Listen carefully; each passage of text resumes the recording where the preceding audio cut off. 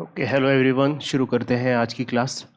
अच्छा, last class में जो लास्ट क्वेश्चन हमने किया था उसमें थोड़ा सा करेक्शन है। सिक्स्थ क्वेश्चन कुछ ऐसा था, you have to find the domain of the expression ln x square minus 3 to the power 1/4, यानी कि fourth root of this thing. तो यहाँ पे हमें एक तो ये वाली चीज़ ग्रेटर देन ज़ीरो होनी चाहिए, greater than equal to zero चलेगी। तो ln x square minus 2 greater than equal to ज़ीरो। तो यहाँ पे ये log to the base e है, e टू द पावर 0 इधर 1 बनेगा, तो ये हो गया x square minus not 2 but 3, x square minus 3 greater than equals to 1, यानी कि x square minus 4 greater than equal to 0, x plus 2 x minus 2 greater than equal to 0, यानी beyond the roots. So x belongs to minus infinity से minus 2, है ना, ये included union 2 से infinity, है ना, इसमें कोई दिक्कत नहीं है। अच्छा, उसके बाद ln की डेफिनेशन भी सेटिस्फाई होनी चाहिए, यानी कि ln जो भी लिखा हुआ है ये this must be greater than equal to 0। तो x square minus 3 greater than equals to 0। अच्छा, इक्वल टू 0 भी नहीं चलेगा, इनफैक्ट ग्रेटर देन 0। ठीक है, ln के साथ 0 नहीं आ सकता क्योंकि, तो देखना इसको मैंने जल्दबाजी में x प्लस 3 एक्स माइनस 3 लिख दिया था, जो कि गलत है। ठीक है, तो ये गलत हो गया यहाँ पे, क्योंकि इसको फैक्टराइज करेंगे तो x plus root 3 x minus root 3 आना चाहिए। तो this must be x plus root 3 multiplied by x minus root 3, this must be greater than 0। तो यहाँ से बियॉन्ड द रूट्स बनेगा, तो x belongs to minus infinity से माइनस रूट 3 यूनियन रूट 3 से इन्फिनिटी। तो अब इनका ओवरलैप लेना है हमें, इसका और इसका। तो ओवरलैप कौन सा आएगा? तो ये वाला ओवरलैप आएगा। नंबर लाइन पे बना के देख लो। So this must be the answer, ये आंसर होना चाहिए था। ठीक है, अब आगे बढ़ते हैं और नेक्स्ट टॉपिक को पढ़ते हैं। So the next topic is range. अभी तक हमने डोमेन देखा, अब देख रहे हैं हम रेंज। ठीक है, तो फंक्शन में जो हम वैल्यू रखते हैं डिपेंडेंट वेरिएबल की जो भी वैल्यू आती है, जैसे ऐसे लिखा हुआ है F of X is equals to something, equation दी हुई है यहाँ पर, let's say X square plus 7x plus sine X. तो ये एक x जो है यहाँ पर ये इंडिपेंडेंट वेरिएबल है, तो x की जो वैल्यू रखते थे हम दैट वाज डोमेन, और जो f ऑफ x की वैल्यू आएगी यानी कि जो y निकल के आएगा दैट इज़ रेंज। जो जो पॉसिबल वैल्यूज़ y की आ सकती हैं दैट इंक्लूड्स रेंज। ठीक है, तो इसमें लिखो the range of a function, लिखो इसमें the range of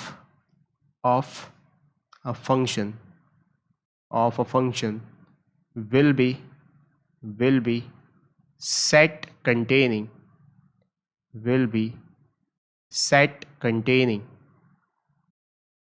will be set containing will be set containing all obtained values all obtained all obtained values all obtained values of variable y of variable y which is dependent variable which is dependent variable which is dependent variable।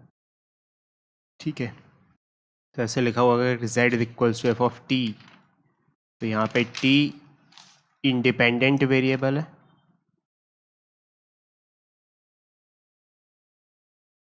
और जिसकी सारी set of values domain कहलाती हैं, and z is dependent variable, z is dependent variable जिसकी set की सारी values क्या कहलाती हैं? रेंज। ठीक है, तो ये बात हमें याद रखनी है। ठीक है, अच्छा, तो हमें कुछ जनरल फंक्शंस की रेंज पता होनी चाहिए।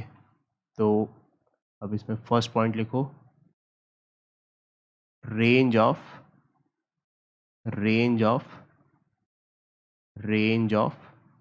different general functions, ठीक है। तो इसमें पहला पॉइंट नंबर ए कि ट्रिग्नोमेट्रिक फंक्शन जैसे tan x, cot x, ln x trigonometric नहीं है, या कोई रैंडम बेस हो यानी कि log x टू द बेस a, या any odd degree polynomial, any odd degree polynomial, any odd degree polynomial will have range as all real values, ठीक है। तो बहुत शॉर्टली हम इनके ग्राफ्स बना के देख लेते हैं। tan x का ग्राफ सोचो कैसा होता था, ऐसा। तो सारी रियल वैल्यूज़ आ रही हैं y एक्सिस पे। cot x का ग्राफ ऐसा, तो सारी रियल वैल्यूज़ आ रही हैं। अच्छा एक मिनट, ऐसा नहीं होता था, ओरिजिन यहाँ पर होता था, cot x का ग्राफ ऐसा होता था,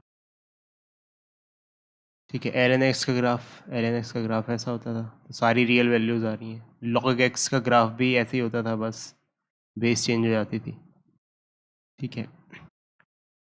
और अगर a की वैल्यू कम हो जाए तो ऐसा हो जाता था, any odd degree polynomial, cubic polynomial है तो ऑफ कोर्स वो इन्फिनिटी पे पहुंचेगा, इन्फिनिटी पे, और माइनस इन्फिनिटी पे। It is true for any odd polynomial. तो ये ग्राफ इमेजिन करके देख सकते हैं, ठीक है। अच्छा, पॉलिनोमियल पहचानना सबसे ज़रूरी बात होती है। तो लेट्स से अपन कोई एक एक्सप्रेशन लिखते हैं और देखते हैं वो पॉलिनोमियल है कि नहीं। यहाँ पे x³ plus 5x plus 4/x, क्या ये पॉलिनोमियल है? तो भाई ये पॉलिनोमियल नहीं है। क्यों? क्योंकि पॉलिनोमियल इस फॉर्म का होना चाहिए, ax⁻n plus bx⁻n−1 plus cx⁻n−2 and so on, है ना, प्लस सम कांस्टेंट आखिरी में इक्वल टू 0। इस टाइप का फंक्शन होगा तो भी पॉलिनोमियल होगा। लेकिन यहाँ पे पावर -1 चढ़ गई x की, तो ये बात नहीं बनी। So this is not a polynomial, ठीक है। ये बात अपन बेसिक मैथ्स पढ़ रहे थे तब भी देख चुके हैं, तो आई होप इसको समझने में तुम्हें ज़्यादा दिक्कत महसूस नहीं हो रही होगी। फिर x⁻³ प्लस x⁻³ प्लस 5⁻1, क्या ये पॉलिनोमियल है? तो यहाँ पर जो n होता है ये इंटीजर होना चाहिए, इंटीजर भी नहीं, इनफैक्ट नेचुरल नंबर, ठीक है, होल नंबर। इनफैक्ट आगे चल के क्यों ये कांस्टेंट जो है यहाँ पे x⁻0 है, तो ये होल नंबर होना चाहिए। तो यहाँ पे ये फ्रैक्शन आ गया, so it is not a polynomial, ठीक है। अच्छा, इवन डिग्री पॉलिनोमियल और ऑड डिग्री पॉलिनोमियल में कैसे डिफरेंशिएट करेंगे? इवन डिग्री पॉलिनोमियल वो होता है जहाँ पे हाईएस्ट डिग्री हो जाए उसकी इवन, और ऑड वो होता है जहाँ पे हाईएस्ट डिग्री हो जाए उसकी ऑड। तो जैसे for example x⁻4 plus 7x³ plus 9x² plus 8, ये पॉलिनोमियल है? हाँ भाई पॉलिनोमियल है, क्योंकि सब x की जो पावर है वो फ्रैक्शन नहीं है, ना नेगेटिव नंबर है, बट एक होल नंबर है। अच्छा, डिग्री क्या है? डिग्री है इसकी 4, हाईएस्ट जो पावर होती है वो डिग्री कहलाती है। तो ये इवन पॉलिनोमियल है, so it is even degree polynomial.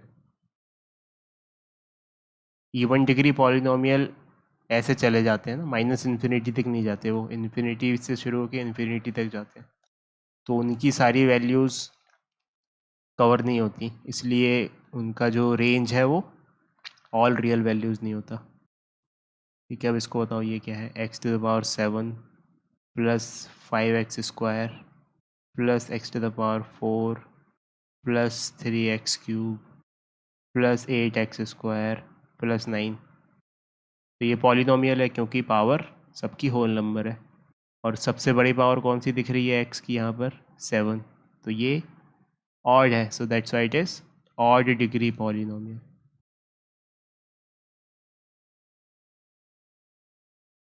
ठीक है, तो कुल मिला के सेकेंड पॉइंट अपन नोट करते हैं कि अगर इवन डिग्री पॉलिनोमियल है तो कभी भी उसकी रेंज कंप्लीट आर नहीं हो सकती है ना। तो second point, an even degree polynomial, an even degree polynomial, an even degree polynomial can never have range as all real values। ठीक है, थर्ड पॉइंट देखो, ट्रिग्नोमेट्रिक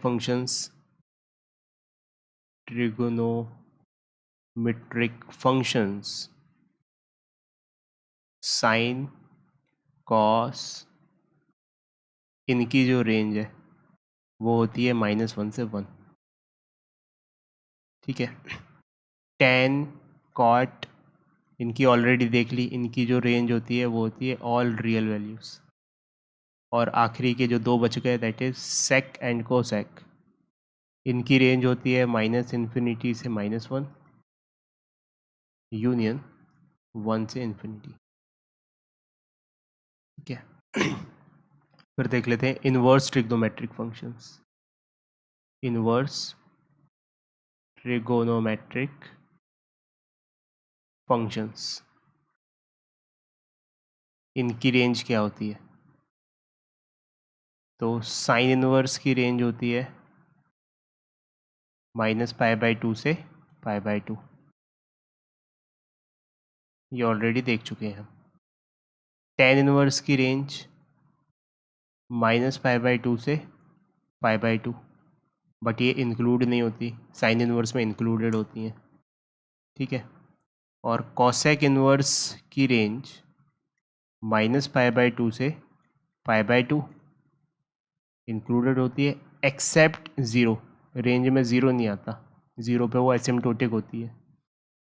अच्छा, कॉस इनवर्स की होती है 0 से pi, no problem about it.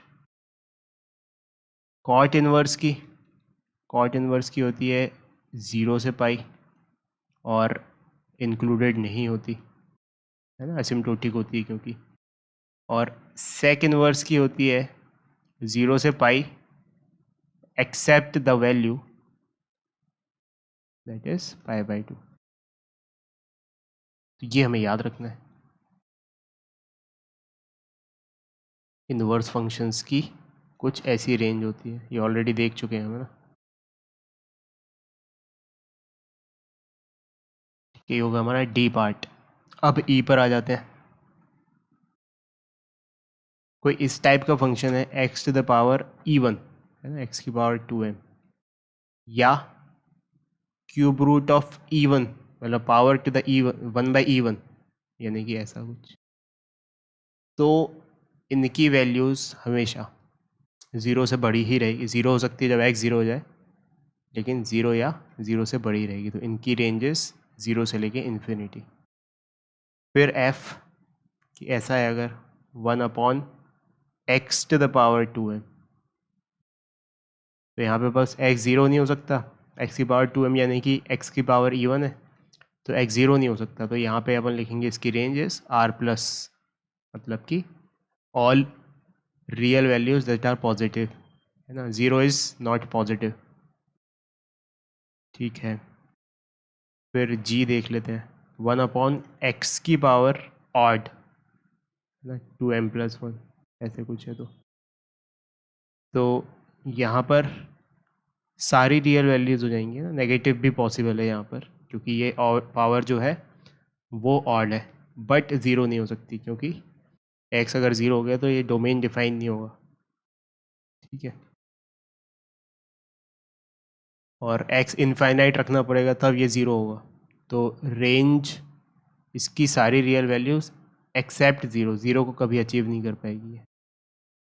Infinity को achieve कर सकती है क्या? इन्फिनिटी को भी नहीं कर पाएगी, लेकिन उसे अपन रियल में काउंट कर लेते हैं। ठीक है,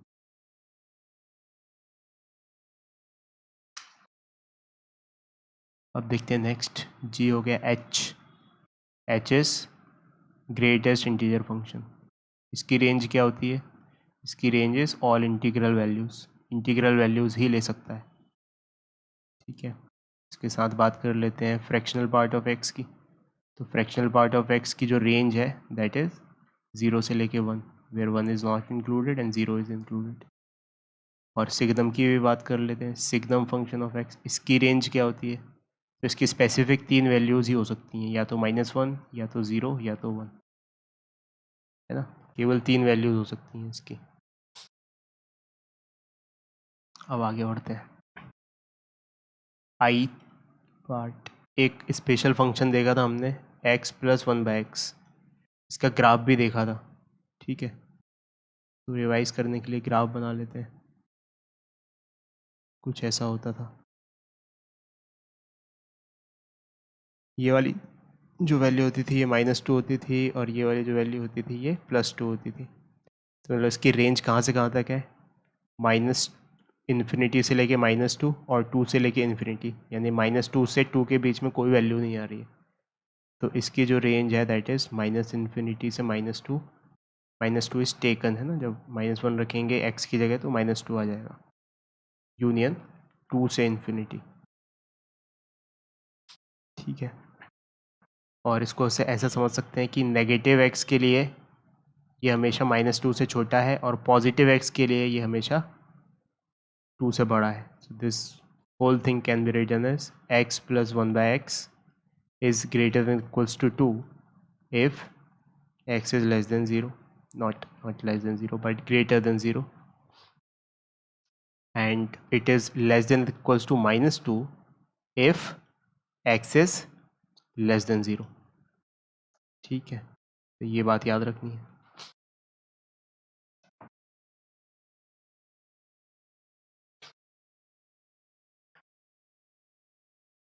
ठीक है, अब हम मूव ऑन करते हैं कि भाई रेंज कैसे फाइंड करें। ये तो स्टैंडर्ड फंक्शंस हो गए, और ज़रूरी नहीं है हमारे पास हमेशा स्टैंडर्ड फंक्शंस ही हैं। तो let's write methods of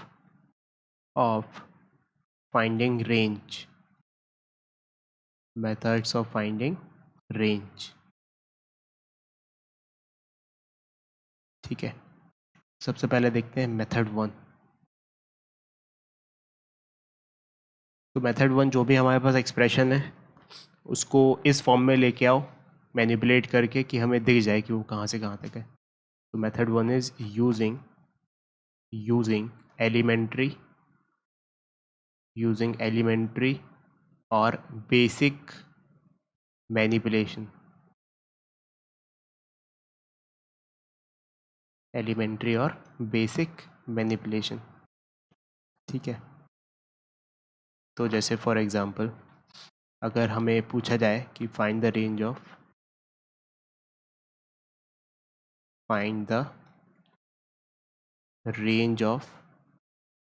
sin x + 2, इस एक्सप्रेशन की रेंज फाइंड करो। तो हमें स्टैंडर्ड sin x का रेंज पता है, तो हमें पता है भाई sin x बिलोंग्स टू -1 से 1। तो ये एक्सप्रेशन में 2 और एडेड है, so we can write sin x + 2 must belongs to, अगर sin x -1 से 1 है तो उसमें 2 जोड़ दिया तो वो कहाँ से कहाँ तक होगा? 1 से लेके 3। तो ये आंसर हो गया। ठीक है, तो कुल मिला के इसको नोट की तरह हम याद रख सकते हैं। तो राइट डाउन नोट नंबर 1 कि if a belongs to alpha से beta, if a belongs to alpha से beta, then a + k belongs to alpha + k से लेके बीटा + k, यानी उसकी अपर लिमिट और लोअर लिमिट में भी वही चीज़ जोड़ दो। ठीक है, एक और एग्जांपल देख लेते हैं। कि find the range of mod fractional part of x -3, इसकी रेंज फाइंड करनी है। तो हमें पता है कि फ्रैक्शनल पार्ट ऑफ x की रेंज क्या होती है, 0 से लेके 1। इसका मतलब इसमें 3 घटाना है, तो फ्रैक्शनल पार्ट ऑफ x -3 की जो रेंज होगी वो होगी 0 -3 यानी कि -3 से लेके 1 -3 यानी कि -2। ये हो गया भाई।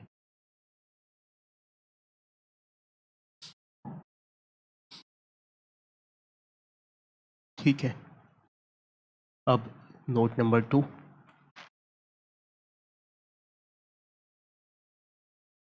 कि अगर a बिलोंग्स टू अल्फ़ा से बीटा है,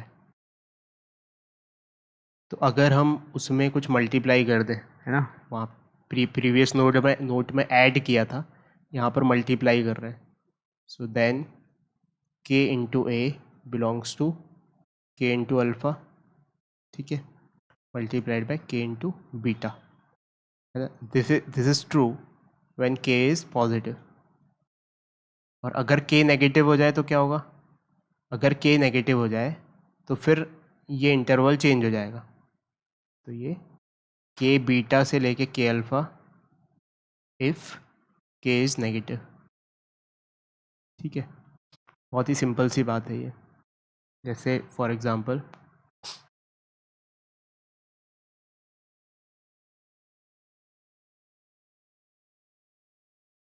find the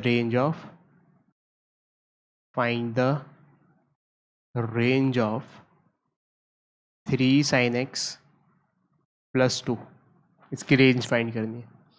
तो मैं सबसे पहले क्या पता है sin x की क्या रेंज होती है, तो sin x बिलोंग्स टू -1 से 1, उसके आगे 3 मल्टीप्लाइड है, सो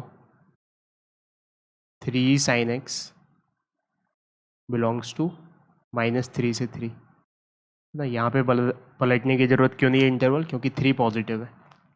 उसके बाद 3 sin x प्लस 2 पूछा है, तो 3 sin x plus 2 belongs to, इसमें 2 जोड़ना है, तो -3 plus 2 is -1 and 3 plus 2 is 5, तो 1 से लेके 5 तक, ये आंसर होगा।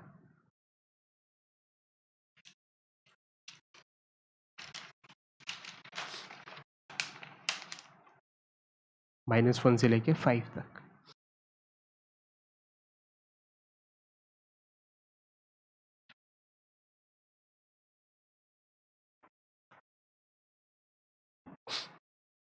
ठीक है, एक और एग्जांपल, लेट्स से ये फर्स्ट पार्ट था, second part is find the range of -2 sin x plus 1 या प्लस 11, ठीक है, इसकी रेंज फाइंड करनी है। तो अब हमें पता है sin x -1 से 1 तक है, उसमें क्या मल्टीप्लाइड है, -2, तो -2 मल्टीप्लाई करेंगे हम, देखना, तो -2 sin x बिलोंग्स टू, अब यहाँ पे -2 करोगे अगर तो क्या आएगा, यहाँ पे -2 करेंगे अगर हम तो आएगा 2, और यहाँ -2 करेंगे तो क्या आएगा, -2। तो 2 से -2 लिखना तो बेवकूफ़ी भरी बात है, क्योंकि ये बड़ा नंबर है, ये छोटा नंबर है, तो इसलिए पलट देते हैं यहाँ पर, तो यहाँ पर -2 से 2 हो जाएगा ये, इसलिए इसको इंटरचेंज कर देते हैं। तो I hope you are getting this. ठीक है, उसके बाद 11 जोड़ना है, तो इसमें भी 11 जुड़ जाएगा, तो -2 sin x plus 11 belongs to, -2 में 11 जुड़ गया तो 9 हो गया, और 2 में 11 जुड़ गया तो 13 हो गया, सो 9 से लेके 13, सो दिस इज द आंसर।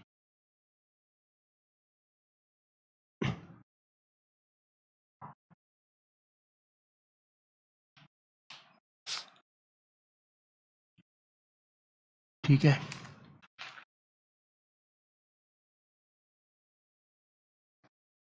तो ये हो गया अपना सेकंड पार्ट। अब इस थर्ड पर आ जाते हैं। तो थर्ड में देखो, है ना, एग्जाम्पल के थ्रू ही करते हैं इसे। तो let's say a belongs to 2 से 3, तो 1/a कहाँ से कहाँ तक होगा, अगर a 2 से 3 है तो 1/a कहाँ से कहाँ तक होगा, तो 1/a होगा 1/3 से लेके 1/2। कैसे किया, इसको पलटा, 1/2 आया, इसको पलटा 1/3 आया।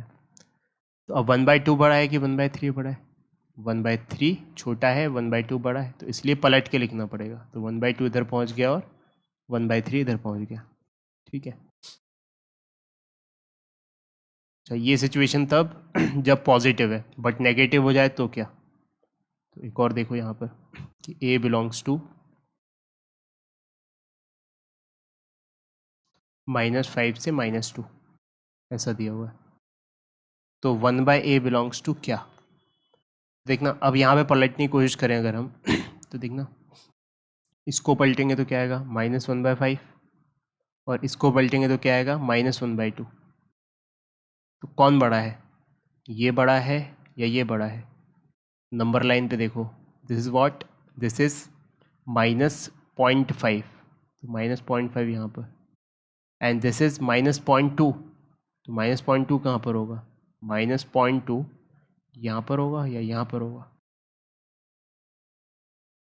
तो यहाँ पे ये -1 आएगा यहाँ पर, ठीक है, और छोटा है इससे, तो -0.2 यहाँ पर होगा।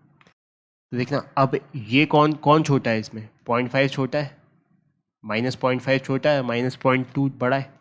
तो इसको कैसे लिखेंगे? इसको लिखेंगे -12 से लेके -1/5। तो यहाँ पर भी पलटना पड़ गया। ठीक है, अच्छा यहाँ डिस्क्रिपेंसी इसलिए नहीं आई कि इनके बीच में ज़ीरो नहीं है, 2 से 3 के बीच में ज़ीरो नहीं है, -5 से लेके -2 के बीच में ज़ीरो नहीं है, क्योंकि अगर ज़ीरो आ जाए तो फिर तो दिक्कत हो जाए, 1/0 डिफाइन नहीं होता।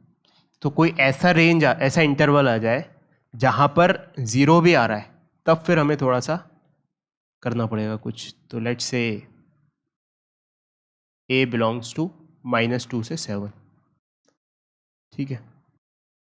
तो अब इसमें -2 से 7 के बीच में ज़ीरो आ रहा है। तो ऐसी सिचुएशन में क्या करो, दो इंटरवल्स काट लो जिसमें -2 से 0 और 0 से 7, ठीक है। तो A को हमने ऐसे काट लिया, -2 से लेके 0 यूनियन 0 से लेके 7, ठीक है। इक्वालिटी कहीं एक जगह लगा लो, लेट्स से यहाँ लगा ली, ठीक है, यहाँ मत लगाओ फिर। अब 1/A करना है, तो अब 1/A हम बारी बारी से करेंगे। इस इंटरवल का 1/A करेंगे तो एक तो आएगा 1/0, तो वो ज़ीरो किस तरफ से? नेगेटिव साइड से। क्यों नेगेटिव साइड से?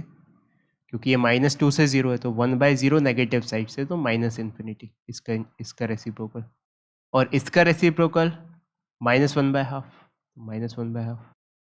अच्छा, अगर ये 0 इंक्लूडेड भी है यहाँ पर, तब भी ये -∞ इंक्लूड नहीं होगा, और ये तो इंक्लूडेड है, तो ये हो जाएगा यूनियन। अब 1/0 पॉजिटिव साइड से यानी कि इन्फिनिटी, और ये 1/7, तो 1/7 से लेके infinity, this is included and this is not, तो 1/, ऐसा हो जाएगा यहाँ पर। तो ये बात याद रखनी है, ठीक है। तो एक एग्जांपल सॉल्व करते हैं कि find the range of expression, find the range of expression given as 1/3 sin x -2। तो शुरू हो गए। sin x का क्या होता है? sin x का होता है -1 से 1, ठीक है। अब 3 sin x का क्या होगा? 3 sin x का होगा -3 से 3, नो प्रॉब्लम। अब 3 sin x -2 का क्या होगा? 3 sin x -2 का, तो -2 घटा दो, तो -2 घटाया तो ये अपने पास -5, और यहाँ 3 में से 2 घटाया तो आया अपने पास 1, तो -5 से 1। अब इसका रेसिप्रोकल का देखना है हमें, तो अब रेसिप्रोकल देखने जाएंगे तो ये तो भाई इसमें -5 से 1 के बीच में 0 आ रहा है, ठीक है। तो -5 से 1 के बीच में अगर 0 आ रहा है तो हमें इसको इंटरवल में काटना पड़ेगा। तो इसको ऐसे लिख लेते हैं कि दिस बिलोंग्स टू -5 से 0 यूनियन 0 से 1, ठीक है।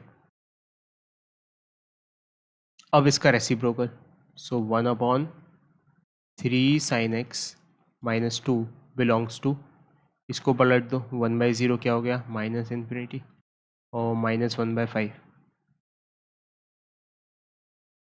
यूनियन, इसको पलट दो, ये हो गया 1/1, तो 1 से लेके इन्फिनिटी। ठीक है, तो ये आंसर हो गया। So I hope you are getting this.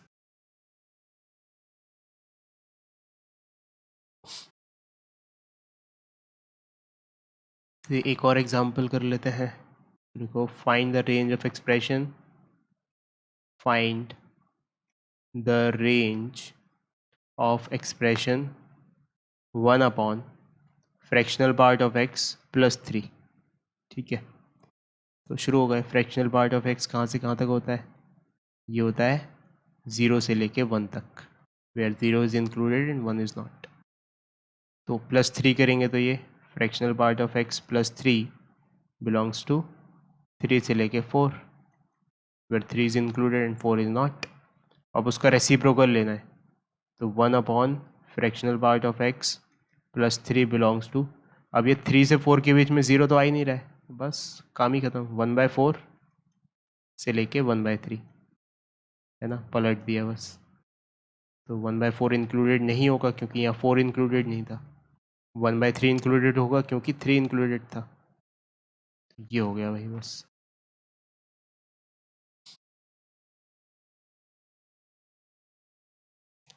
तो कुल मिला के अगर अपन इसको शब्दों में नोट करें, नोट नंबर 3, जो ऊपर डिस्कशन देखा उसको नोट करें।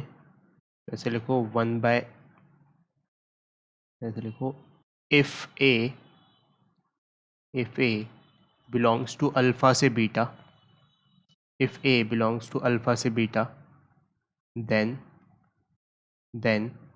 1/a बिलोंग्स टू 1/बीटा से लेके 1/अल्फा। ठीक है, बट शर्त क्या है कि इनके बीच में 0 नहीं आना चाहिए, यानी कि अगर अल्फ़ा नेगेटिव है तो बीटा भी नेगेटिव, या अगर अल्फ़ा पॉजिटिव है तो बीटा भी पॉजिटिव। तो इसको ऐसे लिख सकते हैं, where alpha and beta are of same sign, या ऐसे भी लिख सकते हैं, अल्फ़ा इंटू बीटा का जो प्रोडक्ट है वो ग्रेटर देन 0 होना चाहिए। अगर दोनों पॉजिटिव है तो भी प्रोडक्ट 0 से बड़ा होगा, और दोनों नेगेटिव है तब भी प्रोडक्ट 0 से बड़ा होगा। अच्छा, अगर ऐसा नहीं है तो, अगर अल्फ़ा बीटा दोनों ही सेम साइन के नहीं है तो फिर कुछ ऐसा होगा, then 1/a belongs to -infinity से 1/अल्फ़ा, यूनियन 1/बीटा से लेके इन्फिनिटी, ऐसा हो जाएगा फिर, where alpha and beta are of not same sign, यानी कि अल्फ़ा इंटू बीटा का जो प्रोडक्ट है वो लेस देन 0 होगा। अगर ऐसा है तो ऐसे लिखना है, अगर ऐसा है तो ऐसे लिखना है ना। बाकी रटने की ज़रूरत नहीं है, कॉमन सेंस की बात है ये। ठीक है, तो ये हो गया अपना थर्ड पॉइंट। अब फोर्थ पॉइंट पर आ जाते हैं।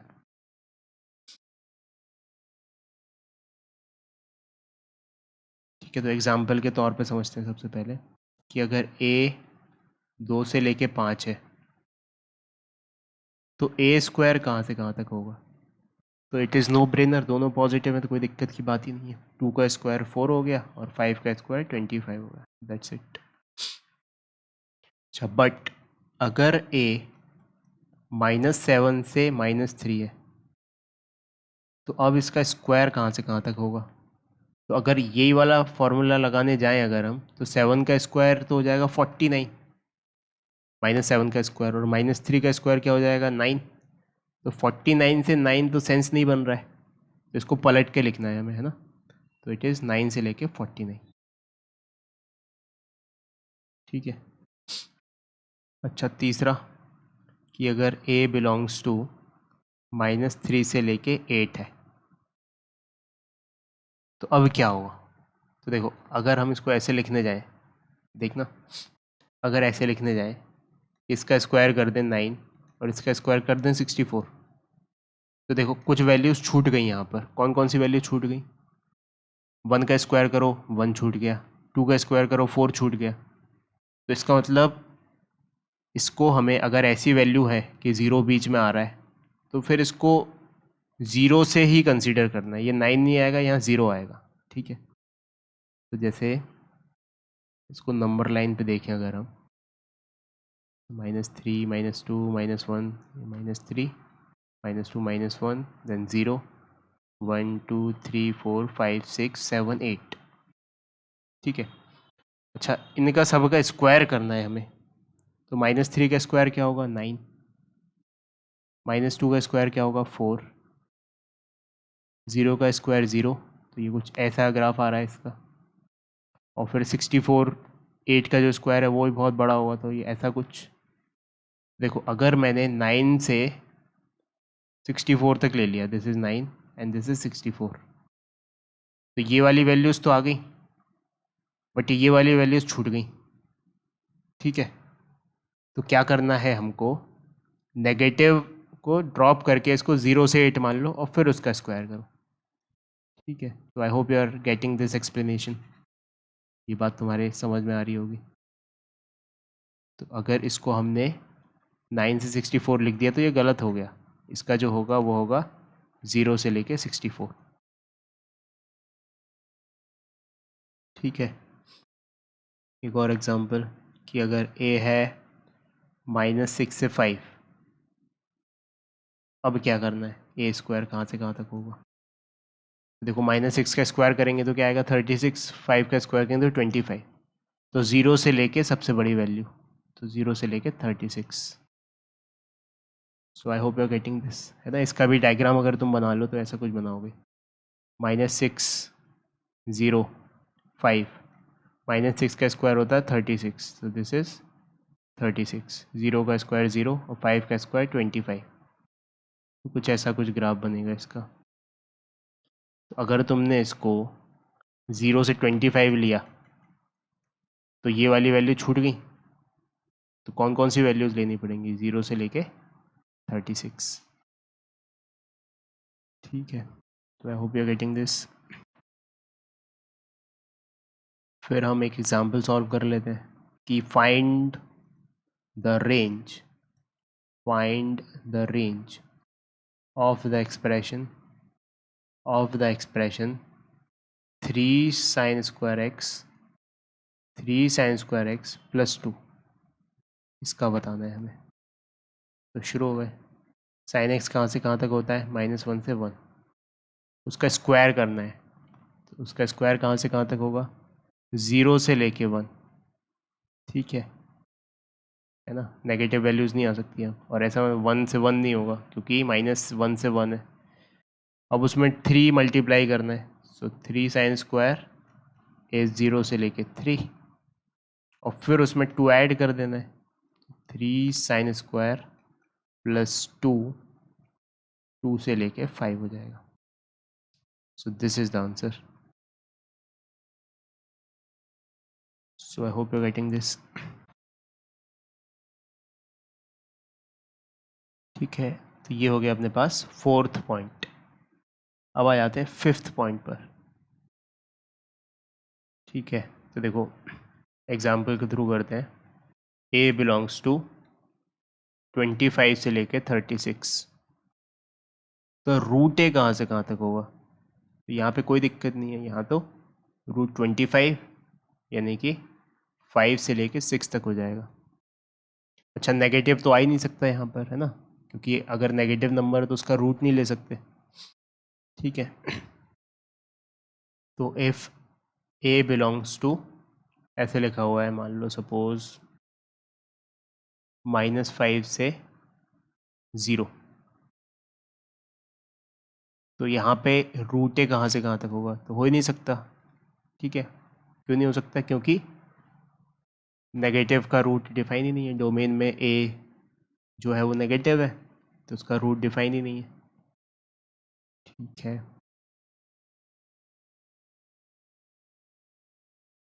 अच्छा बट फिर भी अगर ऐसे आ जाए a बिलोंग्स टू -25 से लेके 64, ऐसा कुछ आ जाए, तो अब रूट a कहाँ से कहाँ तक होगा। तो नेगेटिव के लिए तो डिफाइन ही नहीं है ये, है ना। पॉजिटिव के लिए 0 से 64 तक ए हो सकता है, तो रूट ए कहाँ से कहाँ तक हो सकता है, 0 से लेके 8 तक। नेगेटिव के लिए क्योंकि डिफाइन नहीं है, इस वजह से। तो जहाँ जहाँ डिफाइन है केवल वहीं वहीं रिपोर्ट कर देंगे हम, ठीक है। अच्छा, यहाँ पे भी 0 इंक्लूडेड है, तो ए की केवल एक वैल्यू हो सकती है, दैट इज़ 0। तो फाइन ए लिखते हुए इसको अपन 0 लिख देंगे। तो इसको नोट कर लेते हैं कि रूट ए, अच्छे से नोट करो, root A belongs to root alpha. सबसे पहले वो लिख लेते हैं कि ए कहाँ से कहाँ तक है। इसमें लिखो if A belongs to alpha से beta, then root A belongs to root alpha से root beta if both are positive, if alpha beta are both positive, ठीक है, एंड इट बिलोंग्स टू 0 से root beta if alpha is negative and beta is positive. तो एक question solve कर लेते हैं कि find the range of the expression 3 fractional part of x plus 1 का रूट, ठीक है। तो इसमें हमें पता है कि जो फ्रैक्शनल पार्ट ऑफ x है वो कहाँ से कहाँ तक होता है, वो होता है 0 से लेके 1। फिर उसमें 3 मल्टीप्लाई करना है, तो 3 fractional part of x belongs to 0 से लेके 3।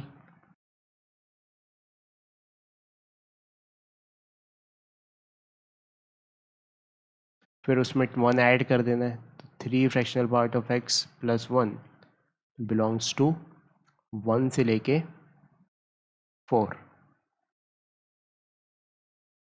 अब उसका रूट ले लेना है, तो root belongs to 3 fractional part of x plus 1 belongs to, इसका रूट करना है, तो 1 से 4 है तो कोई दिक्कत ही नहीं है, दोनों का रूट कर दो, तो 1 से लेके 2।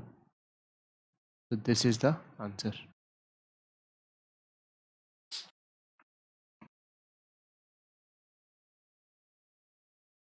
ठीक है, तो ये जो पहली मेथड है, पहली मेथड की हमने मैनिपुलेट कर लिया उसे सिंपल टर्म्स में। ये तभी अप्लाई की जा सकती है जब हम सारे वेरिएबल्स को एक सिंगल वेरिएबल फॉर्म में रिड्यूस कर लें, है ना, या एक्सप्रेशन केवल एक ही प्लेस, एक ही expression contains variable only at one place, ठीक है। तो ये बात हमें याद रखनी है, तो इसमें एक नोट कर लेते हैं, तो make a note of it. This method can be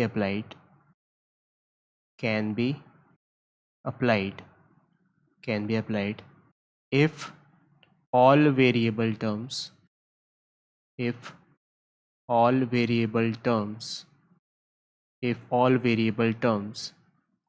can be reduced into a single variable form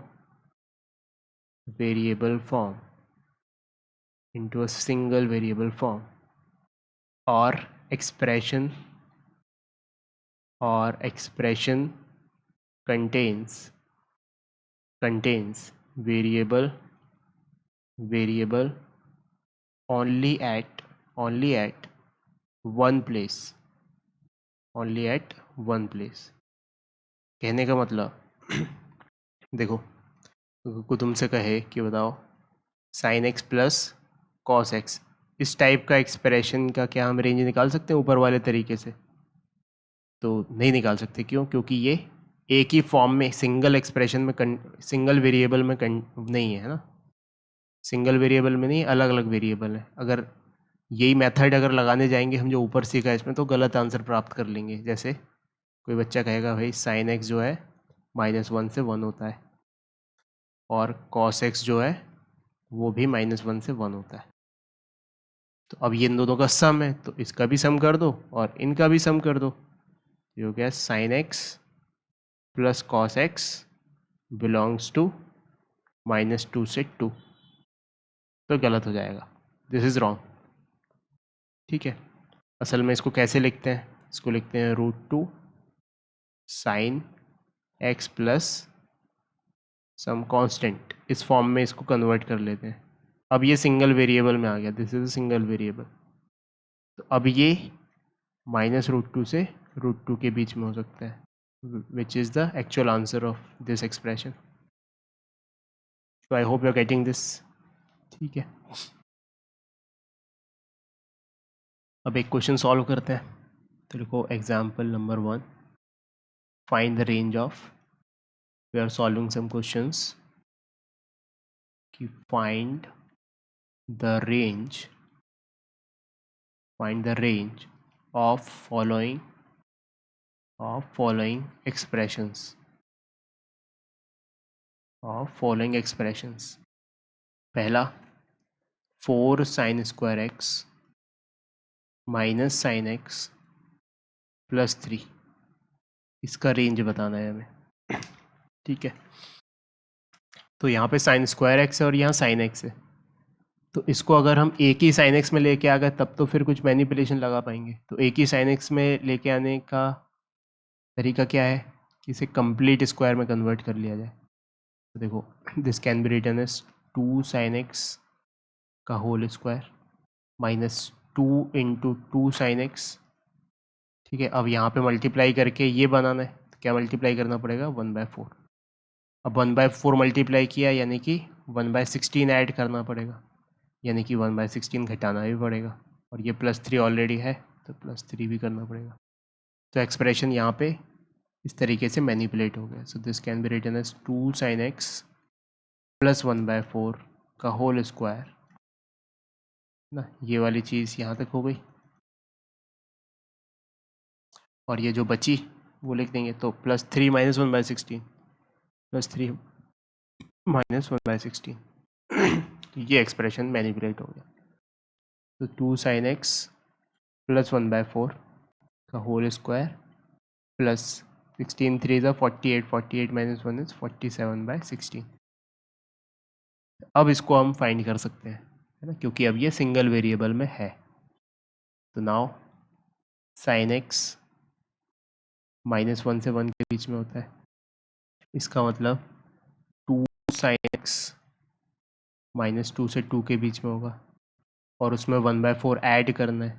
तो 2 sin x plus 1/4 -2 + 1/4 -2 + 1/4, so -2 + 1/4 is -7/4, -7/4 से लेके 2 + 1/4 दैट इज 9/4। ठीक है, अब उसका स्क्वायर करना है, तो इसका स्क्वायर करेंगे यानी कि इसका स्क्वायर करना पड़ेगा। तो ये -7/4 और 9/4, तो ये तो नेगेटिव है, नेगेटिव में ये पहुंचेगा 49/4 और ये पहुंचेगा 81/4, तो 0 से लेके 81/4। सो 2 sin x प्लस 1/4 का जो स्क्वायर है वो पहुंचेगा 0 से लेके 81/4 तक। ठीक है, और उसमें 47/16 जोड़ना है।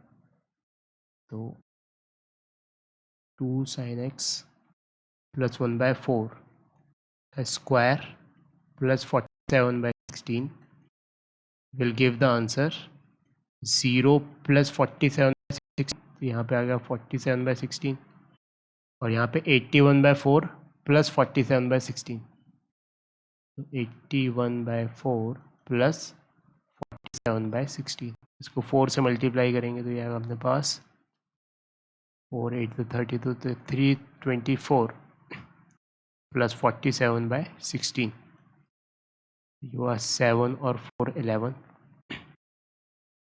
4 और 2 6 और 3 361/16। So the final answer is 47/16 से लेके 361/16। This is the final answer.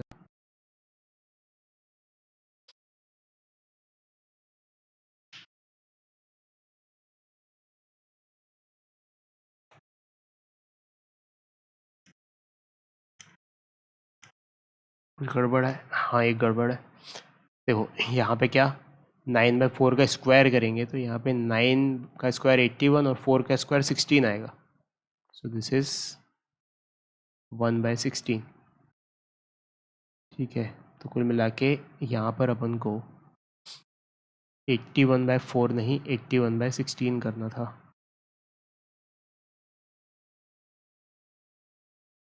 तो ये हो गया अपने पास 4 और 7 और 1 8, 4 और 8 128, तो ये होगा 128/16। अब ये कैंसिल भी हो जाएगा, 4 3 ज़ा 12, 4 2 ज़ा 16, और ये हो गया हमारे पास 4 4 ज़ा 16, और ये हो गया 8, 4 8 तो 32, तो यहाँ पर 8 आएगा। तो 47/16 से लेके 8 तक।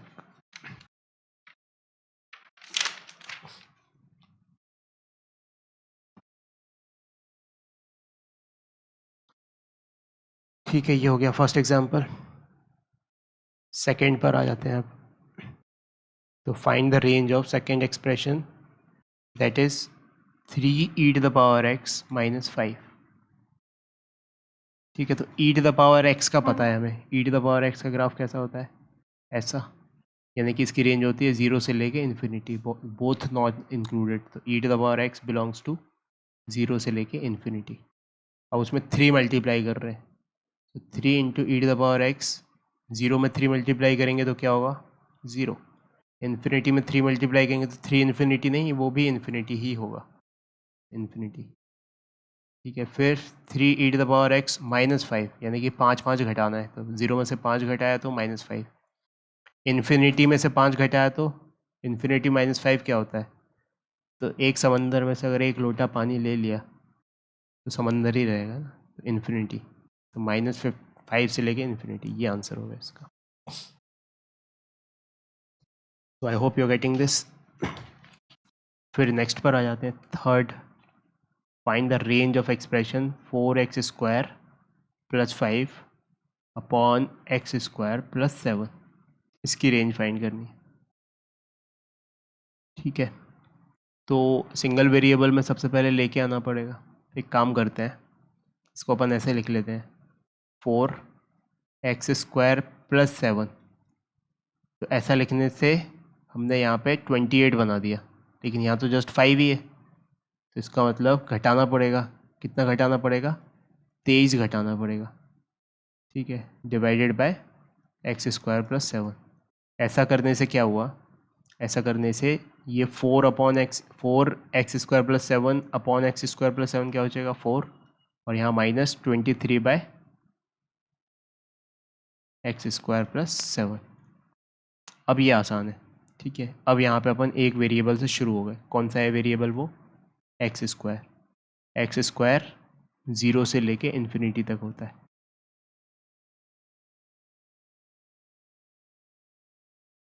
ठीक है, उसमें 7 जोड़ रहे हैं, तो x² + 7 7 से लेके इन्फिनिटी तक होता है ना। Infinity is not included of course. फिर उसका रेसिप्रोकल ले रहे हैं, तो 1/x² + 7, तो ये 1/∞ 0 हो गया, और 1/7 ये हो गया। रेसिप्रोकल लिया तो ऐसे करना पड़ेगा। फिर 23 मल्टीप्लाई कर रहे हैं, तो 23 upon x² + 7 belongs to 23 into 0 is 0, 23 into 1/7 is 23/7। फिर माइनस मल्टीप्लाई कर रहे हैं, तो -23 upon x² + 7, this belongs to -0 से लेके -23/7, तो पलट जाएगा, तो -23/7 से लेके 0।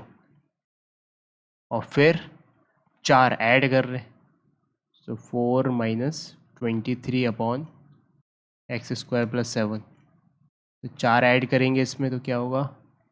-4 - 23/7, 7 4 28, 28 - 23 यानी कि 5/7। ये हो गया हमारे पास 5/7, और 0 में 4 ऐड करेंगे तो 4, कुछ तो गड़बड़ है।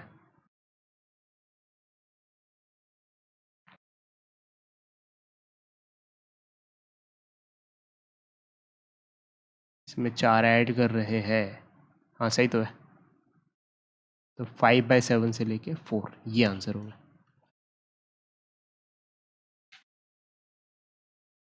तो I hope you are getting this. फिर next question, find the range of expression, find the range of expression given as cos square x minus 4 sin x plus 20। ठीक है, एक वेरिएबल में इसको मैनिपुलेट करना है, तो cos स्क्वायर को sin स्क्वायर में कन्वर्ट कर सकते हैं।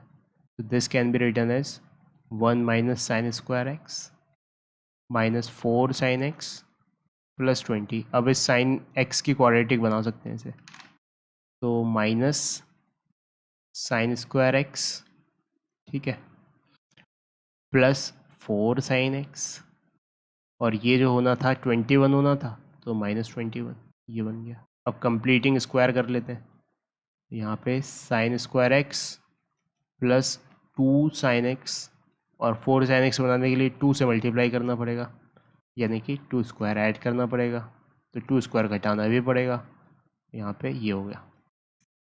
सो this is minus sine x plus 2 का होल स्क्वायर, और यहाँ पे देखना 4 माइनस 21 तो -25, -4 -21 तो -25।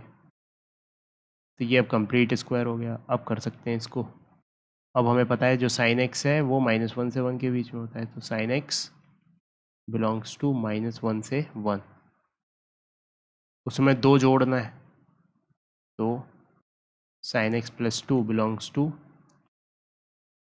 1 से लेके 3।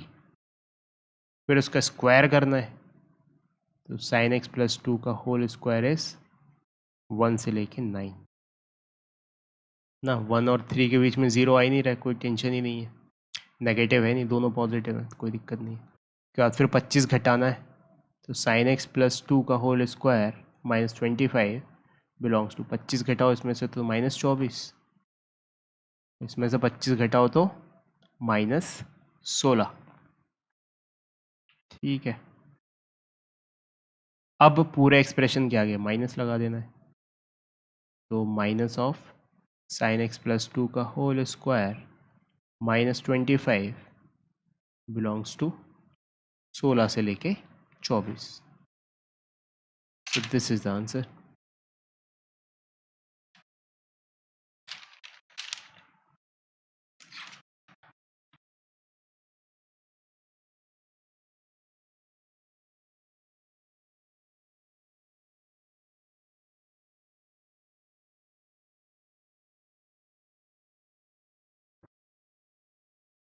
So I hope you're getting this.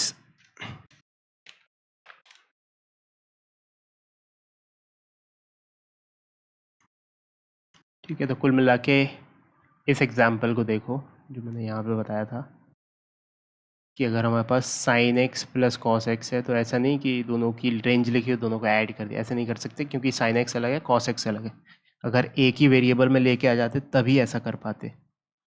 ठीक है, तो इसको नोट कर लेते हैं, तो लिखो note number 1,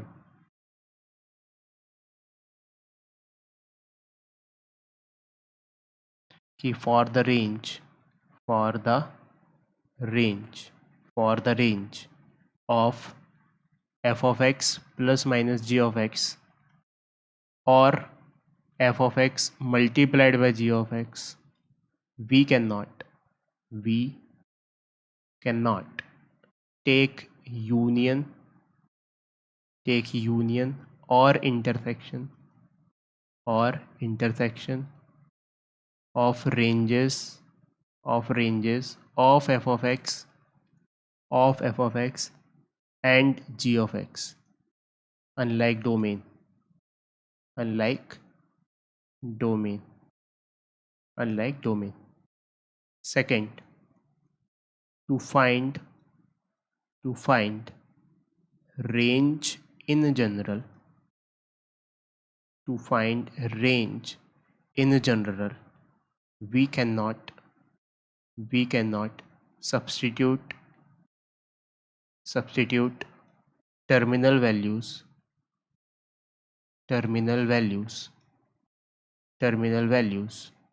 of involved variable expressions.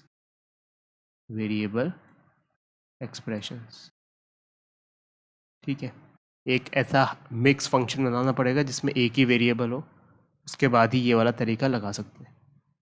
ठीक है, तो कंपोजिट फंक्शन की कैसे रेंज फाइंड करें. Next question arises like this. एक कंपोजिट फंक्शन की रेंज कैसे फाइंड करें, तो वो अब हम नेक्स्ट क्लास में देखेंगे.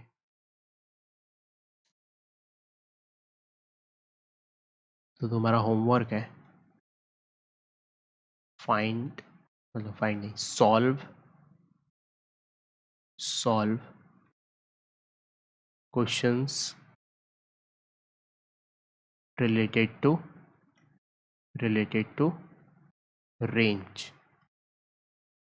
रेंज से रिलेटेड क्वेश्चन सॉल्व करो, 10-15 क्वेश्चंस.